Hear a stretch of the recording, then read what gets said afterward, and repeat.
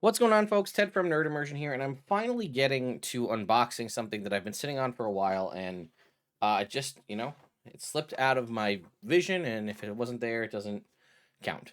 But this is a package I received from our good friends over at Find Familiar Spirits, and this is the Critical Role Sandkegs Hide whole box, and it's a whole kind of experience. And I wanted to kind of go through it because, with the Legends of Vox Machina Season 3 out and the time that the party spent in Marquette, although a little bit, it seems like a good time to review this. So it came with this piece of paper, which I'll read. It says at the top Sandkegs Hide, and there's sort of font up here, and it says, if you want to go fast, go alone. If you want to go far, go together. If you want to go nowhere at all, drink Sandkegs Hide. And this is an Ankarel saying. Dear discerning adventurer, fantasy, gaming, what makes them so uniquely appealing to creative and curious souls? Some would say the epic clashes of good versus evil, some the glamorous heroes and magnetic villains, both valid answers. But for our gold, it's the worlds. Whether it's a game master setting a scene, an author creating their own language, or an artist imagining terrifying new beasts, fantasy goes big and rolls deep. And no one rolls deeper than Critical Role. We've been fans of the series and its expanding universe for years and count more than a few critters amongst our ranks. So when the idea was first floated of doing a crossover event, we jumped at the chance. First, Critical Role are kindred spirits, people who love fantasy as much as we do. Second, we knew their fans would be as excited to drink whiskey as we'd be to make it. And third, we couldn't wait to dive into the lore. No fantasy world is larger, with more characters and more nooks and crannies than Exandria. That's what really sold us. The opportunity to create not just a spirit for Critical Role, but a spirit from Critical Role. A potable lifted from the story itself and made real Sandkegs Hide. The room damned desert, grog, the shade, terrifying beasts emerging from the sand. What could be better? Granted, we didn't make the exact potable from Campaign 1, Episode 65, and that's a good thing, described as a fierce concoction that numbs the mouth and incapacitates all but the hardiest drinkers. We opted instead to take inspiration from the original spirit, plus it turned out to be difficult to source sandcake bile.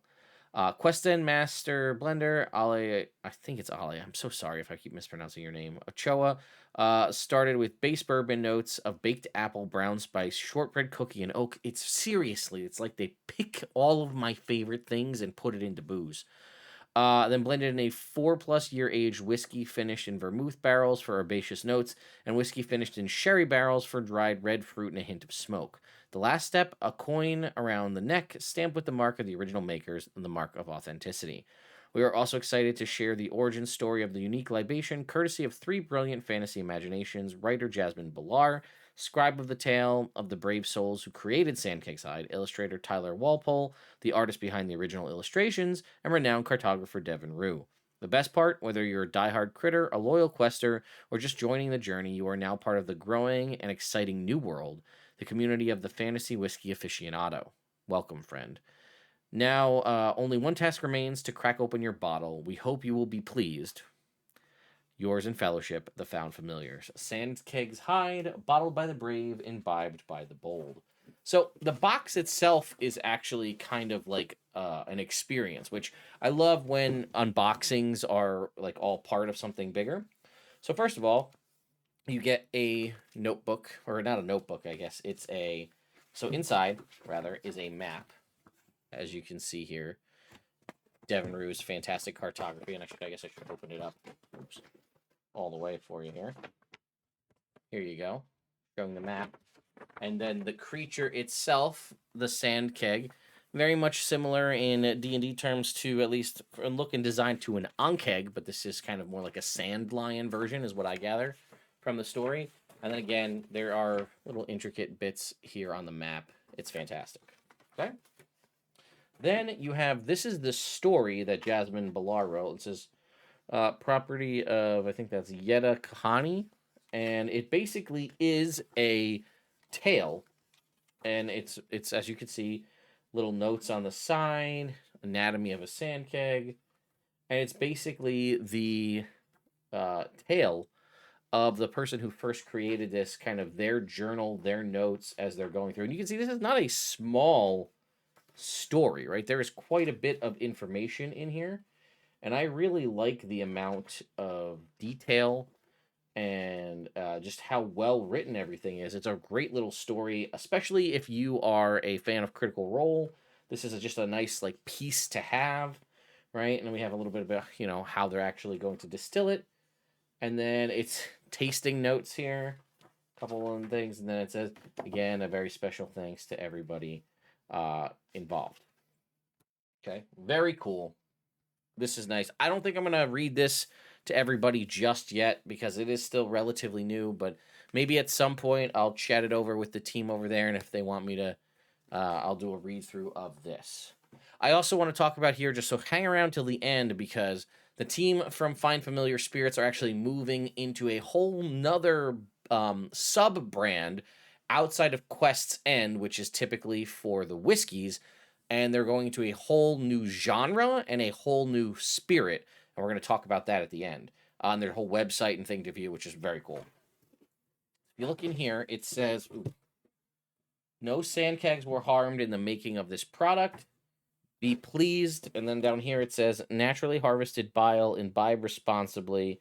This Chenga, which obviously it's, accept no substitute, warning, literature. All right, so we're going to go ahead and pop open. And then really, again, so first of all, go ahead and move our box out of the way here. We have in a nice burlap kind of bag here with the Sandkheg on it. And go ahead and pull the drawstrings and remove our bottle. And then as you can see, as mentioned, it does have the maker's mark right here on this medallion, which is pretty cool. And then again, Sandkeg's Hide established 810 PD. Ancarel, a blend of straight bourbon whiskeys finished in sherry and vermouth barrels. And then in the back, in your hands you hold the most formidable concoction in all of Exandria. A spirit with strength and spice, balanced with herbal and earthy notes. Delicious, but not for the faint of heart. Respected as you would the creature from whence it came. So, oh wow. It's a wax. I don't know if you guys can see that, but it's a wax sealed lid. Like, it's not. I thought this was just going to be like a cork we could pop. But yeah, I guess we're going to have to cut this. All right, so we're really driving home, the whole experience here. So let's see if we can't just cut around the wax along the top here. And I think this is a cork underneath that we can go ahead and pop out. But again, for the experience here, very cool. Let's see. Yep. So, wax.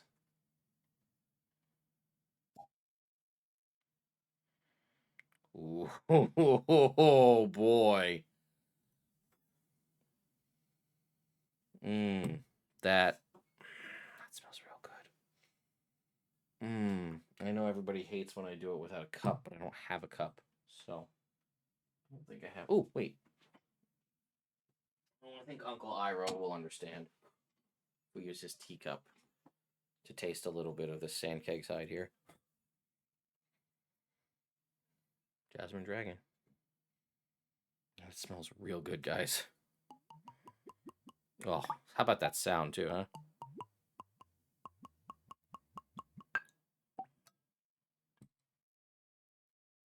Okay.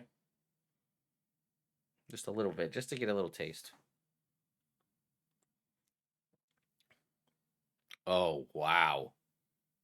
Oh, that's dangerous.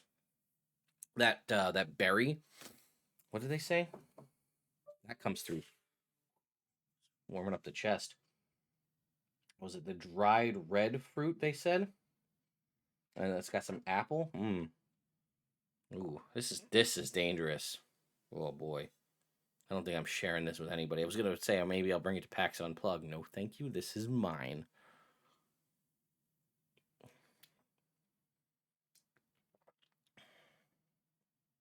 Yeah. Ooh. Okay. We're gonna have to put this away. This is a special occasion booze for sure. Wow. Man. And it's the higher proofs really get that, they warm up your chest real good. Damn, that is a delicious. I could drink that straight from the bottle, but I won't. But I could. So, anyway, wow, if there is still any Sandkeg's Hide left and you are a fan of fine bourbon or a fan of Critical Role or both, if you can make um if you can make that work, I highly recommend getting a bottle of it. It is, oh god, fantastic. That being said, I did want to dive into Macabre Spirits, which is the new spirit line. So Quest's End is the bourbon line. Macabre Spirits is a horror themed line, and it looks like that is going to be tequila. So let's go ahead and check out the website right now. We'll go ahead and listen to this. Here we go.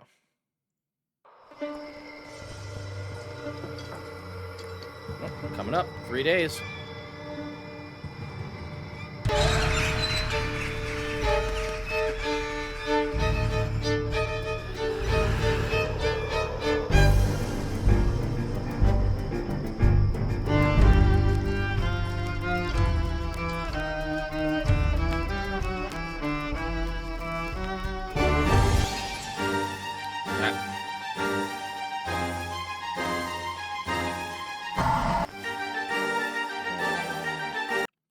So first of all, absolute vibes on that video. Carpe Noctem, twisted tales, terrifyingly good tequila. Indulge your thirst for fear with Macabre Spirits. From the dark imaginings of fright icon Matthew Lillard and screenwriter Justin Ware, comes Macabre Spirits, the world's first tequila made by and for devotees of horror. Each bottle is accompanied by an exclusive new novella, rare, fine, and limited, the first work of fiction from legendary auteur Mike Flanagan. So again, if you liked Follow the House of Usher or Haunting of Hill House, this is the mind behind that. A premium reposado from the Jalisco region, this limited edition release comes in a haunting black bottle worthy of your collection. Everyone who signs up for pre-sale will be entered for a chance to win one of 10 copies of Rare, Fine, and Limited, signed by Mike Flanagan and Matthew Lillard. So I'm going to be honest and upfront with you. Tequila is not my spirit of choice, but I do know that it's Matthew Lillard's spirit of choice. So I can't imagine that this is going to be a flop, right? If you are a fan of tequila and a fan of horror, this is an absolute must, in my opinion. Again, the mind behind most of this here in the Finds Familiar Spirits team, Matthew Lillard, his obviously has a big history in the horror franchise with Scream and now Five Nights at Freddy's. But tequila being his preferred spirit, that feels like a no-brainer to me. The bottle looks fantastic. I love the colors. I mean, I'm not a huge tequila guy, but maybe I'll start. I'll be honest with you. I'm not sure. I mean, I am a huge fan of horror. Many of you have seen, this is me here with Bruce Campbell right over here. There's a chainsaw behind me that I had signed by Bruce Campbell. My second son's name is Bruce, for Bruce Campbell. I'm a huge horror nerd. I love all that stuff. I grew up with horror movies. Horror is one of my favorite genres, although I haven't really been thrilled with a lot of the horror stuff I've watched lately. I still kind of just go back and watch old things. But yeah, as a horror fan and a booze fan in general, I think maybe I need to try and pick this up. I'd love to hear your thoughts on this. Yeah, I mean, it just seems like a no-brainer. Sandkheg's Hide, absolute banger. I love that. That might beat out Paladin for my favorite booze so far. I have not tried Warlock, maybe in the near future, but yeah. Again, as somebody whose love and interest in Critical Role just got super reinvigorated again with the release of Season 3 of Legends of Vox Machina, having this now, and now I think I'm going to watch this with some of my friends on Wednesday. I think I'm going to have a glass of this while we watch the new episodes. So, yeah, huge fan of Sandkheg's Hide. Highly recommend if you can make it work. And yeah, be on the lookout. In just 3 days' time, Macabre Spirits will be live and available for you to pick up the first Carpe Noctem. I'm sorry. Is it Carpe Noctem the name of the spirit, or is it just Macabre Spirits? I don't know if it's a rare, fine, and limited. That's the book. I don't know if this has a specific name, My assumption, and maybe I'm wrong, but my assumption is that Macabre Spirits will be similar in nature to Quest's End, where Quest's End has kind of its current like 4 release run, where you had Paladin, Rogue, Warlock, and then you'll have Dragon, and that's like their 4. I assume that the Macabre Spirits will have a similar thing of 4 horror releases, and then who knows, right? Maybe we'll get even more. Maybe we'll get like a rum, or I don't know. You tell me what you think they could do, but I don't know. The bottle alone is, I feel like, worth having on a shelf just because it looks so cool. But anyway, let me know your thoughts and opinions in the comments down below, and I'll see you all next time.